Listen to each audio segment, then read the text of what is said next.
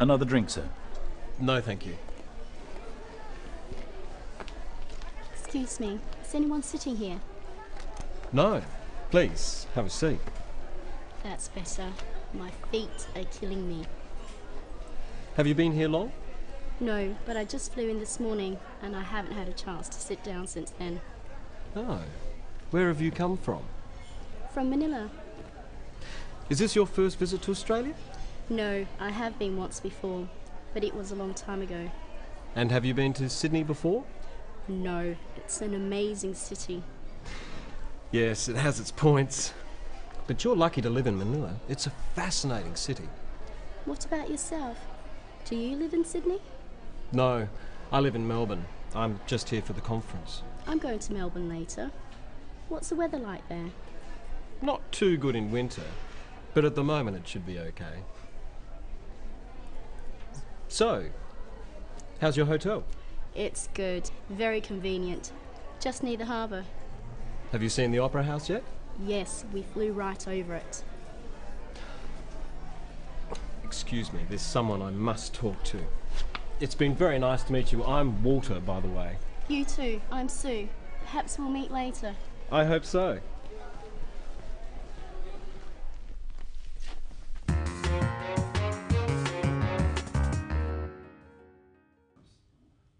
Today, we're looking at a typical conversation you might have with someone you've only just met. At a conference, for example. What sort of thing can you talk about? And what topics should be avoided? Let's look at how Walter and Sue get acquainted. Sue breaks the ice or starts the conversation.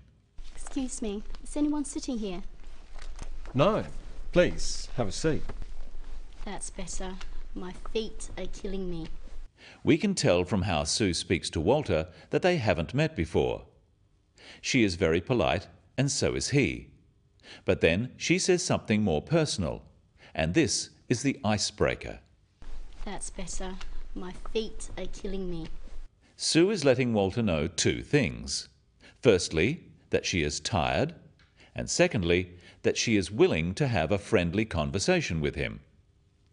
By making a more personal or casual remark, she is inviting him to respond. Have you been here long? No, but I just flew in this morning and I haven't had a chance to sit down since then. Walter asks, "Have you been here long?" To start a conversation like this, it's fairly safe to talk about what people have just done. For this, we use the present perfect, have. Practice with Walter some typical questions like this you could ask. Have you been here long? Have you been to Sydney before? Have you seen the Opera House? Have you tried any restaurants? Questions that start with "have you" are yes-no questions, so they have a rising tone. Have you been here long? When answering these questions in a situation like this, it is helpful to add some information, not just say yes or no. If you just say yes or no, people may think you don't really want to talk. Have you been here long? No. No.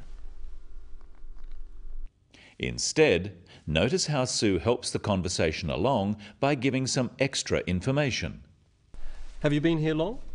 No, but I just flew in this morning and I haven't had a chance to sit down since then. Oh. Where have you come from? Sue has said that she flew in this morning, so this gives Walter an obvious next question. Where have you come from? This is a different type of question. It's asking for information.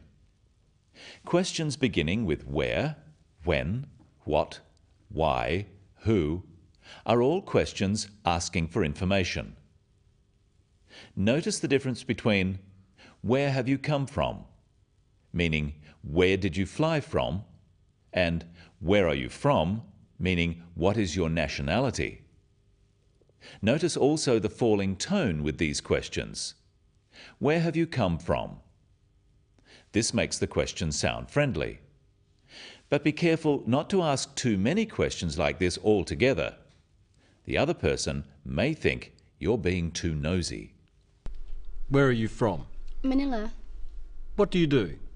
I'm an accountant. Why are you here? I'm on business. Who are you with? My boss. Excuse me. Where are you going? Of course, some questions like this are all right, but try not to sound too inquisitive, and offer some information or ideas yourself. Is this your first visit to Australia? No, I have been once before, but it was a long time ago. And have you been to Sydney before? No, it's an amazing city. Yes, it has its points. But you're lucky to live in Manila. It's a fascinating city.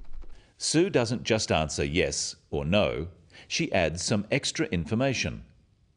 And Walter finds the opportunity to give his opinion and to compliment the place Sue comes from.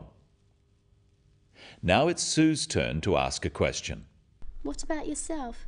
Do you live in Sydney? No, I live in Melbourne. I'm just here for the conference. Sue wants to ask Walter about himself. This is showing interest. So she says, "What about yourself?" Practice some useful phrases to introduce a question. And what about yourself? And how about you? These phrases should be followed by a question. Practice again with the question to follow. And what about yourself? Do you live in Sydney? And how about you? Have you been here before? When meeting someone new on business, but in a social setting, there are a few safe topics. We can talk about travel and accommodation, basic questions about the other person, about the city you are in, interesting sights to see, and of course, the weather. I'm going to Melbourne later. What's the weather like there?